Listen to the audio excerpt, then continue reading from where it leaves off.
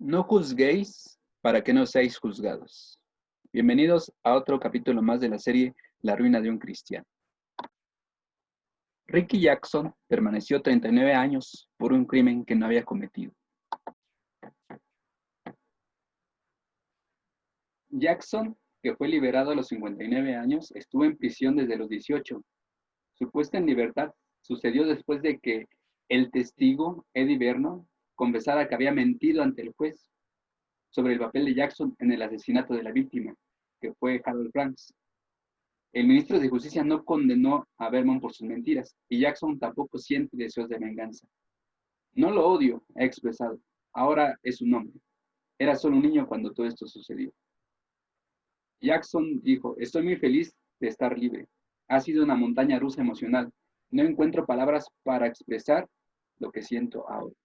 Aquí vemos imágenes de Jackson cuando fue liberado y Jackson cuando fue encerrado en 1976, solamente porque alguien lo juzgó incorrectamente.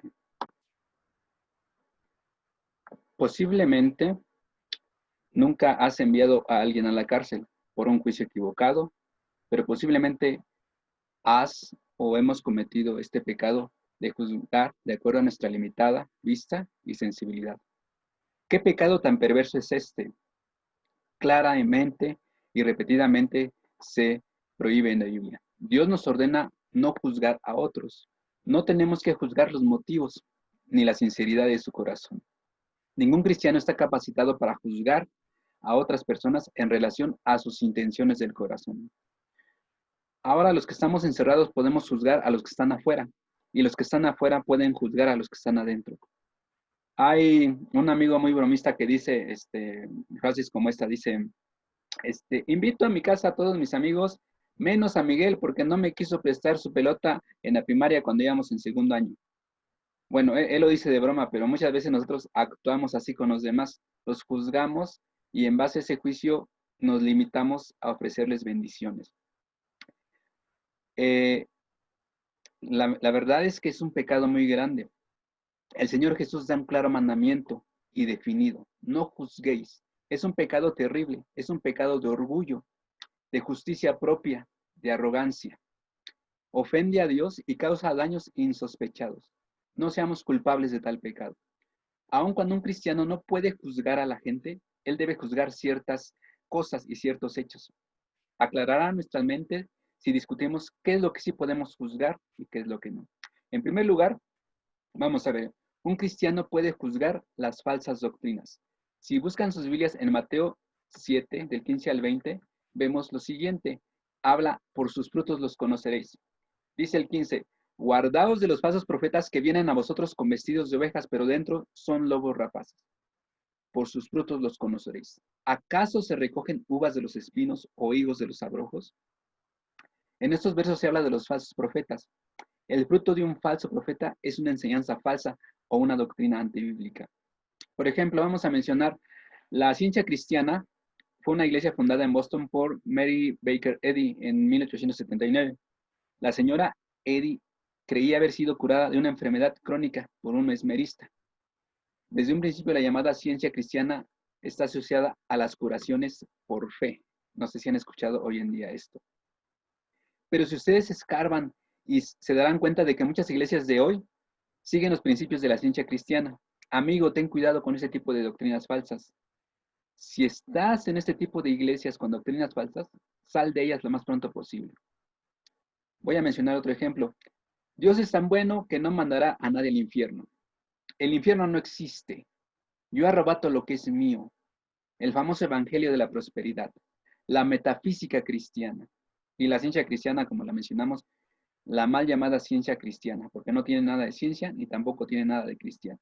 Y tantas filosofías que confunden aún a los más preparados. Si buscan en Hechos 17:11, van a leer lo siguiente. Y estos eran más nobles que los que estaban en Tesalónica, pues recibiendo la palabra con toda solicitud, escudriñando cada día las escrituras para ver si estas cosas eran ciertas. Los cristianos debemos juzgar las doctrinas, pero no los corazones de los hombres. Eso está en Efesios 4:31 al 32. Simón juzgó a la mujer que le lavó los pies a Jesús, pero él no se fijó en que estaba fallando a Dios. Él no le lavó los pies a Jesús, y era una costumbre en aquellos tiempos, y juzgó a quien sí lo hizo. En segundo lugar, los cristianos deben tener o tienen el deber de juzgar lo concerniente a lo bueno y lo malo. Vayamos a 1 Corintios 6, del 1 al 5. 1 Corintios 6, del 1 al 5. Habla sobre litigio delante de los incrédulos. ¿Osa alguno de vosotros cuando tiene algo contra otro ir a juicio delante de los injustos y no delante de los santos?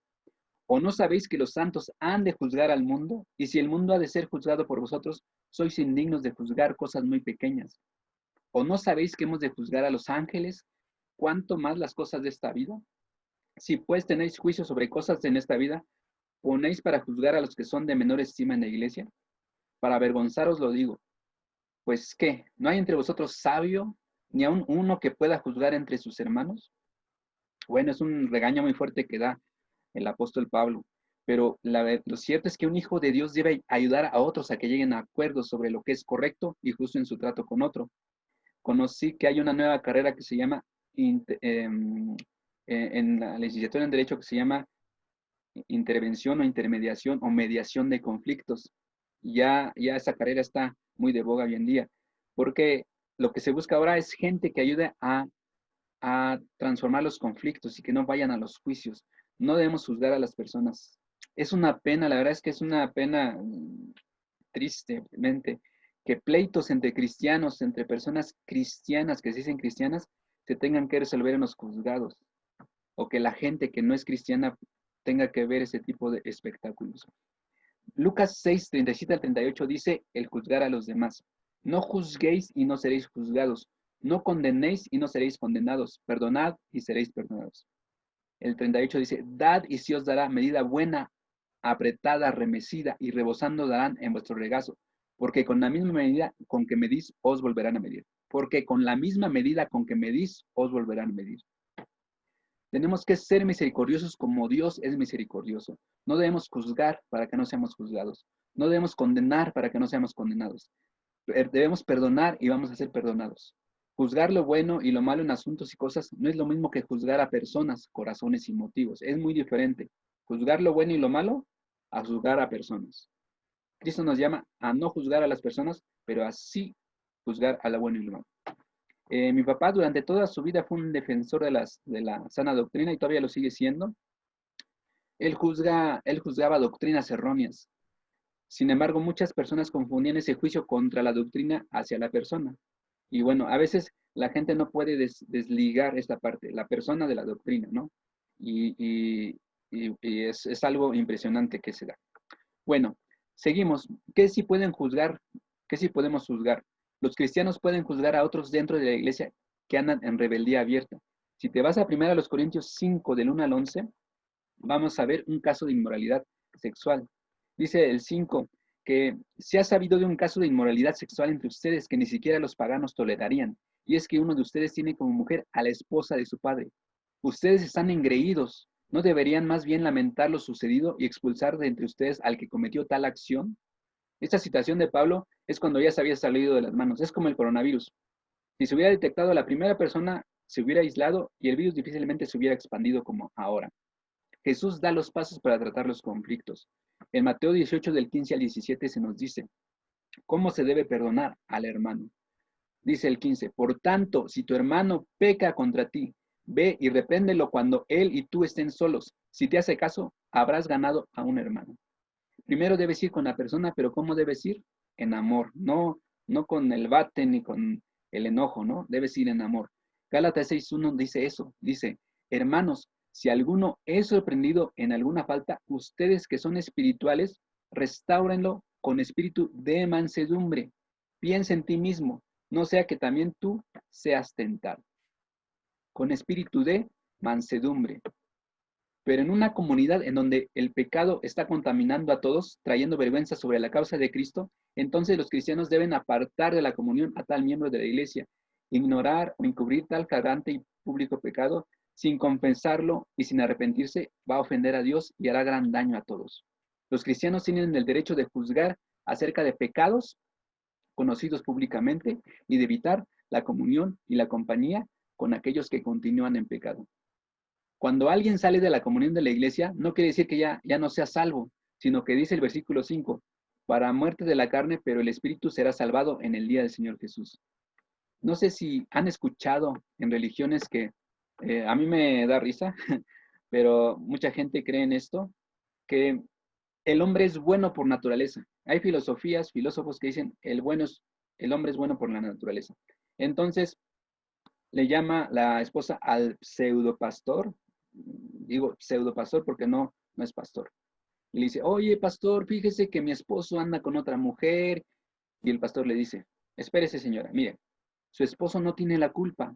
Lo que pasa es que esa mala mujer lo embrujó y le dio a beber esto y le hizo esto y su esposo anda así porque está embrujado, no está en sus 5 sentidos.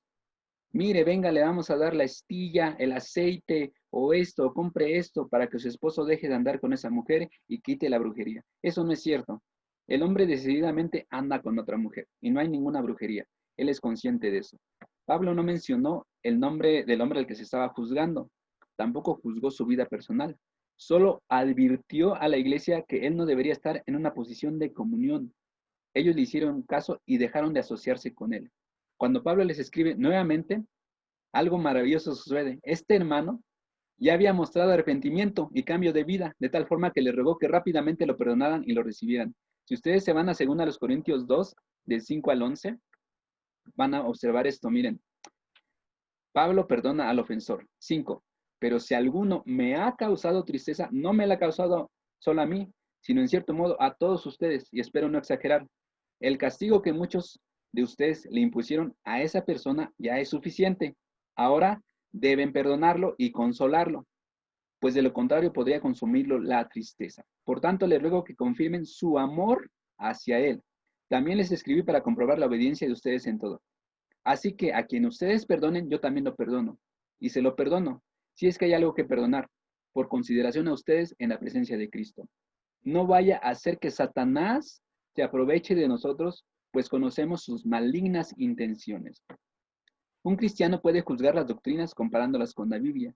Puede juzgar el pecado en mucha oración sin juzgar al pecador. Pero no tiene derecho a juzgar si una persona es salva o perdida.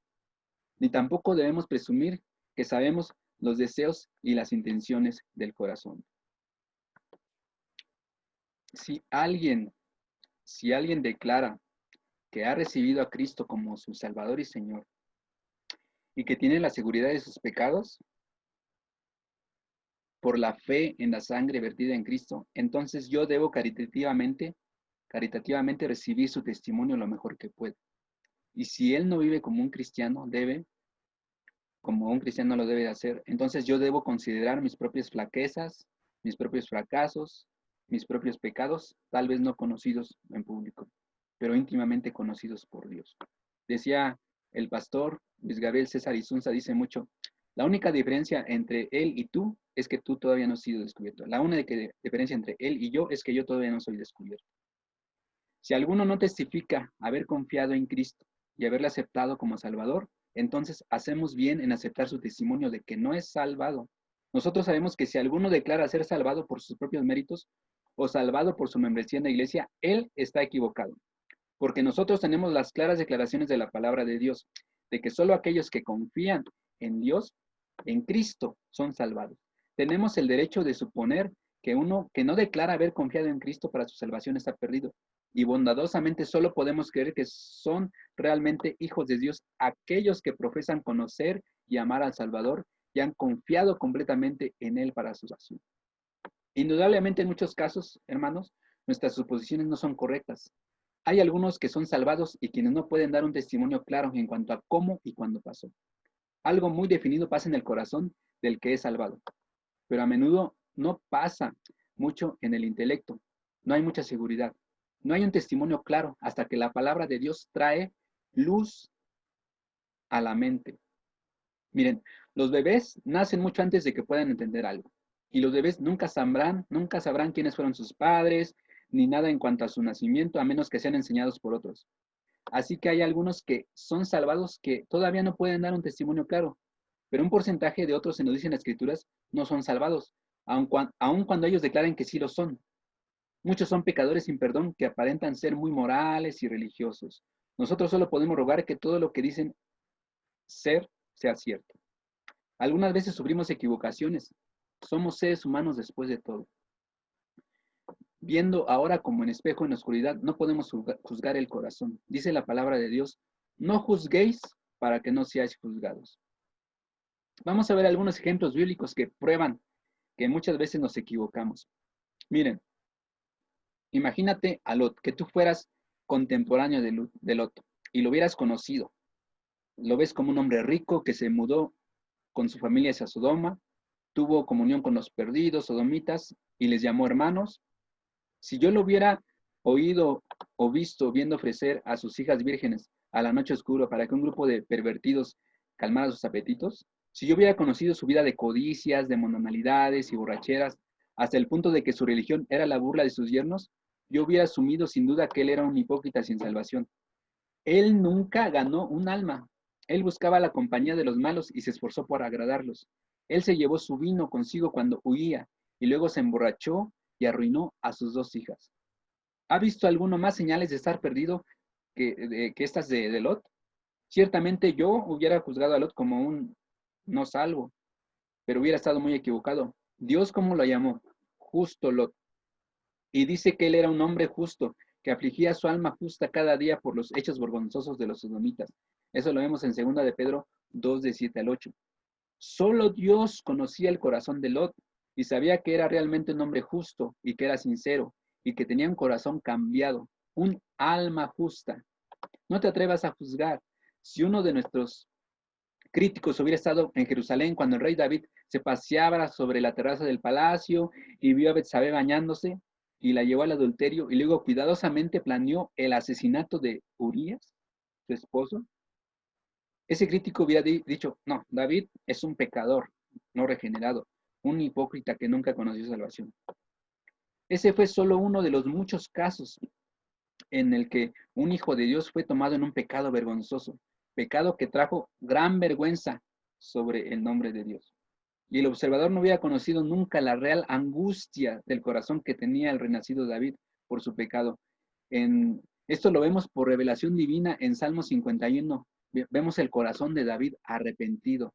David era un hombre salvado, un hombre conforme al corazón de Dios. Pero como todos los otros cristianos, él todavía tenía la vieja naturaleza también y las tentaciones a que están expuestas o a la que está expuesta nuestra humanidad carnal, hasta que nuestros cuerpos sean cambiados y glorificados a la venida de Cristo. Cualquiera que hubiera juzgado a David como un hombre perdido, hubiera sido un pecador presuntuoso haciendo juicio sobre el corazón que solo Dios puede ver. Otro caso, hermanos. Vamos a ver el caso de Simón Pedro. Él no actuó como un cristiano cuando se sentó con los enemigos de Cristo. Y primero le negó, luego maldijo, juró que él no conocía a Jesús y que no era amigo del Salvador.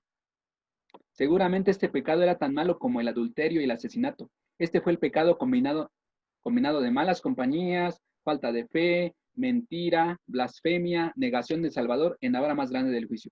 Pedro no actuó como un cristiano, pero sí era un cristiano. El juez presuntuoso hubiera dicho que Pedro no era salvado, que no tenía un verdadero amor por el Salvador. No dudo que muchos lo dijeron. Hay un indicio de esto en el angustioso clamor de Pedro a Jesús más tarde por el mar de Galilea, cuando Pedro dijo, Señor, tú sabes todas las cosas, tú sabes que te amo. Juan 21:17.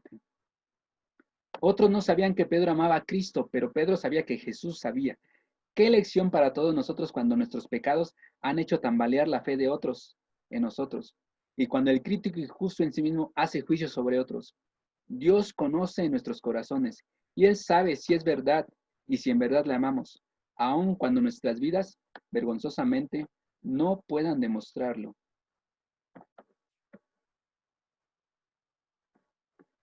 Bueno, hermanos, continuamos con esta lección y es impactante para nuestras vidas el saber que muchas veces caemos en el juicio, en juzgar a otras personas. Claro que sí, hay gente que puede caer en borracheras, en adulterio, fornicación, situaciones difíciles, pero ninguno con premeditación, como estado del corazón, si es que esa persona ha sido una nueva criatura. Primera de Juan no dice así, Primera de Juan 3:15. Ser salvado implica un cambio de corazón y participación de la naturaleza divina. Por eso es cierto que el cristiano debe ser cuidadoso en cuanto a esto, no sea que caiga en el pecado más grande, tal como borracheras, maledicencia, adulterio y hasta asesinato. Seguramente estos ejemplos deben demostrarnos que somos incapaces de ver y juzgar el corazón humano. No hay forma posible de saber si otro es salvado o no. Primera de Samuel 16:17 lo dice, si lo buscan, si gustan buscarlo y apuntarlo, dice, porque Jehová mira, no lo que el hombre mira, pues el hombre mira lo que está delante de sus ojos, mas Jehová mira el corazón. Otro punto importante es que hay gente perdida que puede aparentar ser salva. Las apariencias engañan. No se puede confiar en el juicio humano. Si uno no puede decir por la vida de otro que él está perdido, igualmente ninguno puede estar seguro que aquellos que aparentan ser salvados no sí lo son. Judas convenció a todos los que le conocieron, excepto a Jesús, de que él era un cristiano. Ni siquiera una vez se hace mención de duda en cuanto a la sinceridad de Judas como cristiano. Él fue hecho tesorero del grupo y cargaba la bolsa. Cuando Jesús les dijo claramente a sus discípulos que uno de ellos no creía en él, eso lo vemos en Juan 6, 64, 70 y 71, no hay indicio de que algunos sospecharon de Judas. Más tarde, cuando tomaron la última cena, Jesús dijo, uno de vosotros me ha de entregar.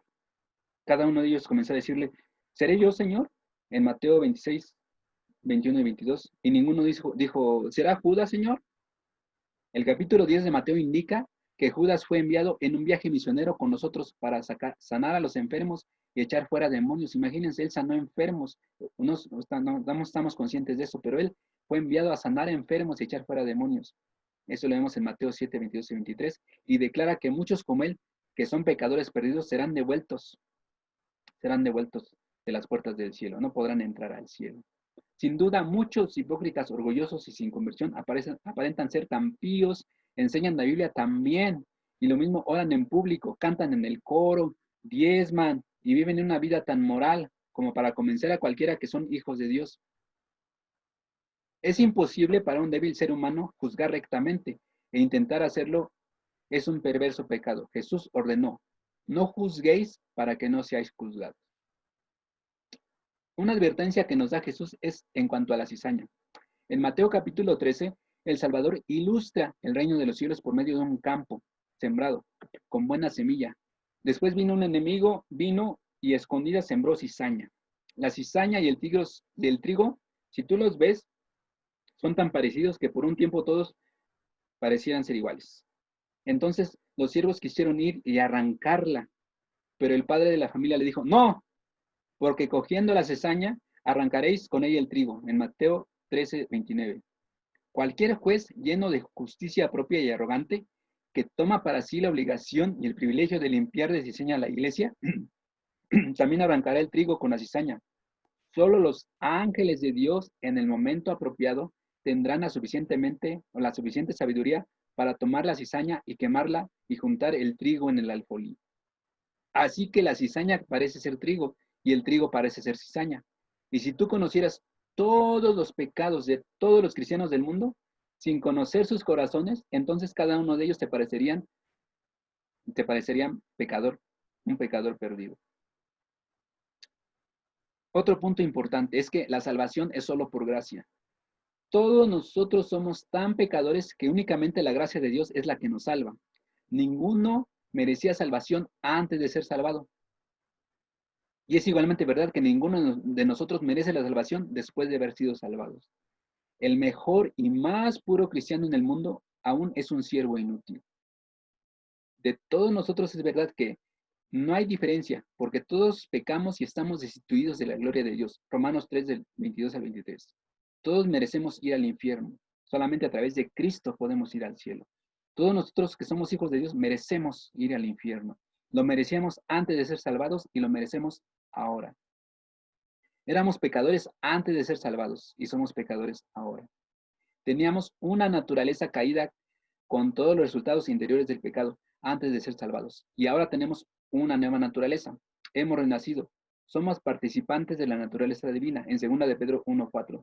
Somos ahora hijos de Dios, pero tristemente todavía tenemos la vieja naturaleza. también nuestros cuerpos son los cuerpos de hombres y mujeres caídos.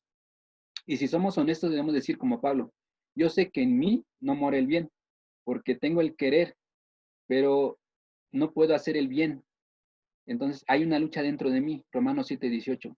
Y dice, gracias doy a Dios por Jesucristo, Señor nuestro. Así que yo mismo con la mente sirvo a la ley de Dios, más con la carne a la ley del pecado. Quiere decir que él tenía dos naturalezas. La única diferencia entre un hombre salvo y un hombre perdido es que el hombre perdido solamente tiene una naturaleza y es mala. Pero el salvado tiene dos naturalezas. La vieja que es la mala y la nueva que es la buena. Y hay una lucha interna. Por esto, si conociéramos todo acerca de todos los cristianos, habría suficiente razón para estar sorprendidos, enojados, disgustados por sus pecados y suficiente razón para que un juez presuntuoso decida que ningún cristiano es salvado, juzgando por sus vidas. Estén libres para juzgar si otros son o no salvados, necesitan aprender más claramente la preciosa doctrina de la salvación por Cristo y por gracia.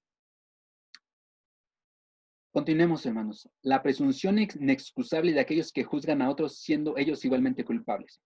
La perversidad de este pecado consiste en que el que juzga a otro deliberadamente excusa o ignora su propio pecado. ¿Se acuerdan de aquel deudor que le perdonaron la deuda y no quiso perdonar a quien le debía?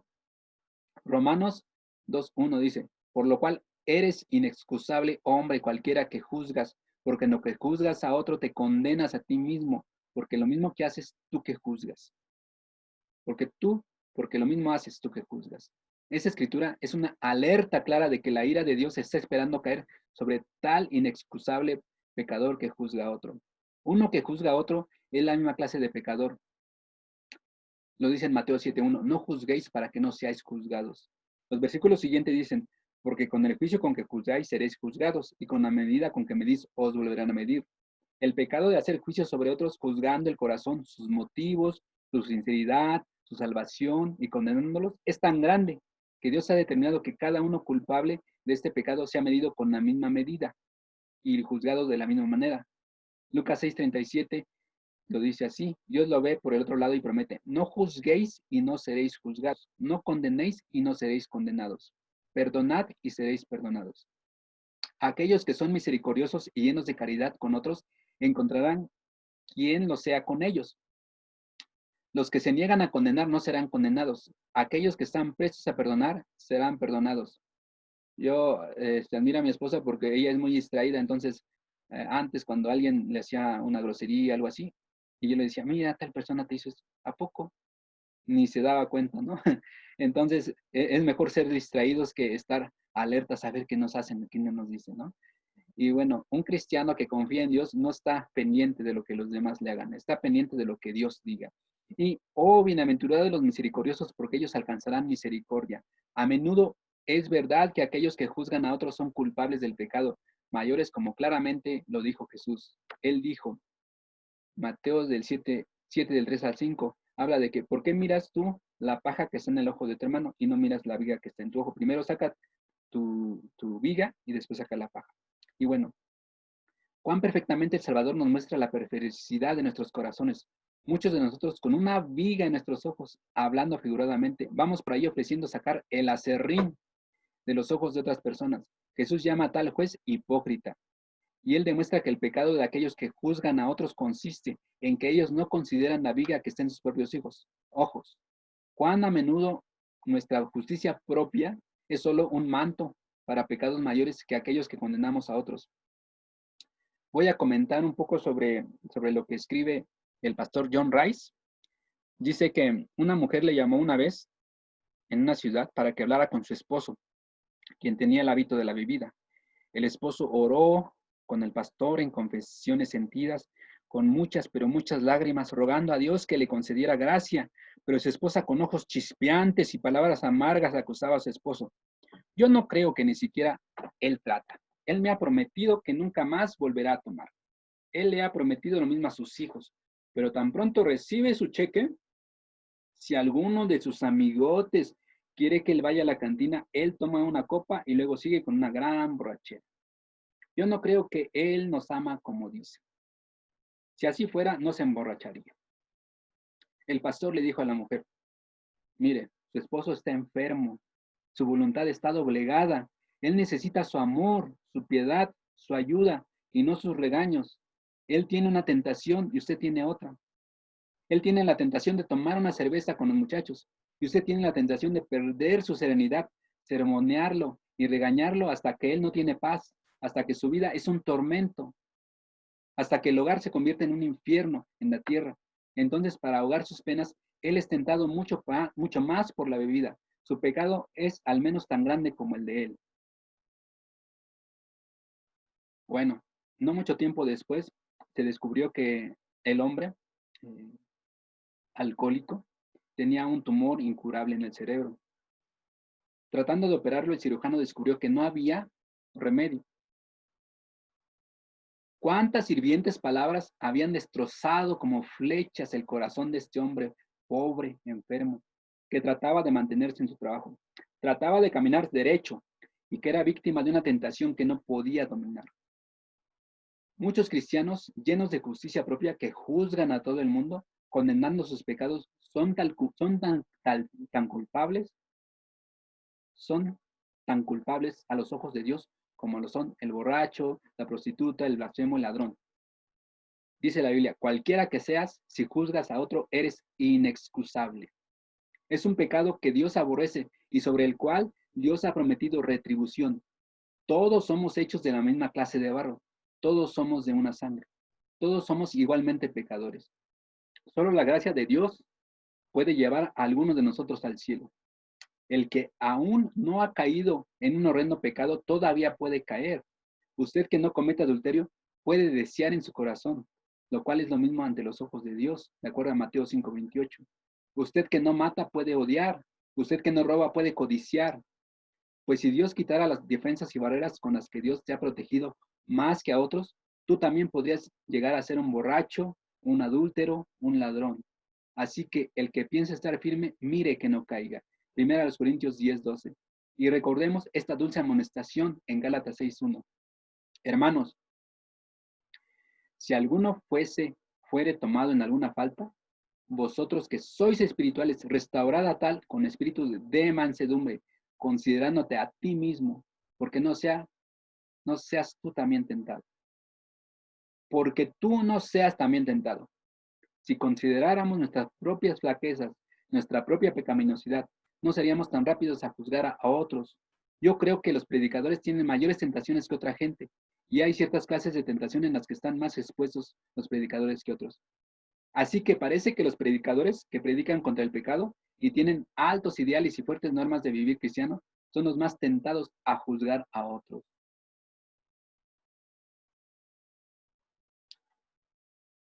Hay otra anécdota que nos cuenta el pastor Rice y dice, no hace mucho tiempo yo me entristecí mucho por el ataque que se le hizo al presidente de una gran escuela cristiana. Páginas se me entregaron con un acopio de cargos. Aun si yo no hubiera conocido los hechos del caso, yo habría visto cuán injustas y anticristianas eran las críticas hechas. Se citaba a una mujer quien decía que este hombre de Dios, que había ganado tantas almas y había sido tan grandemente usado por Dios, ciertamente no debía estar en un presente cargo, porque antes de su conversión él había sido un actor en un teatro, y nada se decía de su carácter ahora, ni siquiera había cargos del pecado cuando era un actor. Otra persona, sin dar su nombre o alguna razón, profetizaba que en 10 años la escuela iba a estar entregada al modernismo. Gente de Dios inteligente seguramente no tomarían en serio tal juicio. Esto demostraba en primer lugar la total ignorancia de la profunda humildad, la vida santa y el ungido ministerio de este hombre que era criticado. Por otra parte, revelaba el pecado de justicia propia y arrogancia de sus críticos. Casi todos los grupos y organizaciones, entre muchos cristianos, hacen juicios sobre aquellos que no se afilian a ellos, pero que son igualmente fieles a la palabra y útiles a Dios. Algunos predicadores piensan que gran parte de su llamamiento consiste en sacar a la luz, en descubrir, en criticar, en manchar, en desquebrajar la confianza de otros cristianos sinceros. Dios tenga piedad de los predicadores y pastores y les ayude a amarse unos a otros, a no competir, a colaborar, a sobrellevarse, a perdonar, a ministrar unos a otros en el Espíritu de Cristo, ya que a menudo se da mucho este tipo de pecados, de juzgar a otros en presunción, llegar a conclusiones por suposiciones y en ignorancia en lugar de conocimiento perfecto. Juzgar a otros involucra falta de amor hermanable. El amor no piensa el mal. Eso lo dice en 1 Corintios 13:5. El amor es ciego. Si amamos a la gente como debemos ser tan lentos para juzgarla, al igual que una madre en condenar a su hijo. Juzgar a otros es el pecado del fariseo, un hipócrita. Este ignora, oculta y busca excusas para las propias debilidades y pecados, mientras llegan a las peores conclusiones posibles sobre los tropiezos de otros. Juzgar a otros también es un pecado de falsa doctrina. Esto exalta la justicia humana y empequeñece el poder de Dios. Esto anima a la gente a reformarse y no a renacer. Esto exalta a Judas sobre Pedro y al hipócrita fariseo sobre el arrepentido publicano.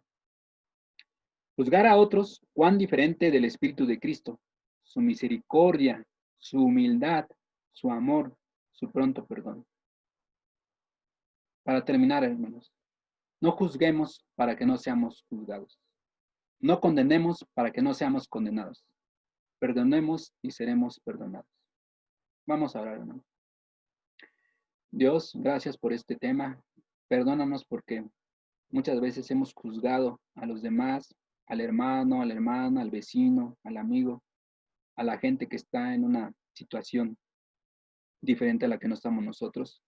Perdónanos porque juzgamos bajo una limitada visión, bajo una limitada percepción humana, finita de la realidad. Y solamente tú, como soberano Dios, puedes saber lo que pasa en los corazones de los demás, las luchas, los problemas y las situaciones que tienen. Te pedimos perdón. Si alguien ahí en su casa te está pidiendo perdón, por favor escúchalo, escúchala. Y ayúdanos a quitarnos este mal hábito de juzgar a los demás, de juzgar al gobierno, de juzgar a la gente, de juzgar a tantas personas que podemos juzgar, porque podemos pasarnos nuestra vida juzgando a los demás.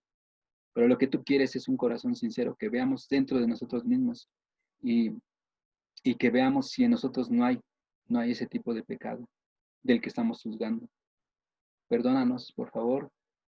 Ayúdanos a salir de este pecado de juzgar, de juzgar a los demás. Ayúdanos a ser una comunidad cristiana, como dice nuestro lema, siendo transformados mientras servimos, que podamos dejar de juzgar, que podamos animarnos unos a otros, que podamos perdonar, que podamos tener misericordia. Y solamente así tú podrás seguir haciendo la obra que estás haciendo en nosotros. Ayúdanos, por favor, Señor, perdónanos. Te lo pedimos en el nombre de Cristo Jesús. Amén. Les invito a que continuemos. Vamos a dar tiempo ahora, unos minutos, y nos preparamos para la reflexión que será dada por nuestro pastor Wilson Clotter sobre Salmo 119. Gracias por escucharnos. Es una palabra de escuela dominical para todos los hermanos y amigos que nos acompañan y esperemos que haya sido de bendición. No juzguemos para que no seamos juzgados.